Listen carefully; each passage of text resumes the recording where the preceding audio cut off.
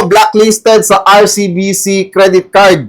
Pero naka-loan ako sa PS Bank worth 6 million. Actually, may ganitong cases talaga na pwede ka pa rin ma-approve, okay, ng loan sa other bank. Ibig sabihin, yung mga bangko ngayon, hindi na sila gaanong seloso ngayon. For example, sa ibang bangko, blacklisted ka sa credit card mo or meron kang existing loan na hindi binayaran. Tapos, nag-reapply ka ulit naman sa ibang bangko. Pwedeng gawin yon, okay? Try many as you can hanggang sa ma-approve tayo sa loan natin. Ganon din po sa pagbili ng property, no? Dito sa property namin, merong pag-ibig financing, kung hindi ka pasok doon, may bank financing, kung hindi ka pasok sa bank financing, may pag-ibig financing. Kung hindi ka pasok sa dalawa, may in-house financing. At kung gusto mo i-cash payment, walang problema. Okay? Pagdating naman sa bangko, kapag hindi ka na-approve sa BDO, meron pang Security Bank, meron pang China Bank, meron pang Cebuana Huilier, okay? Meron pang Land Bank, okay?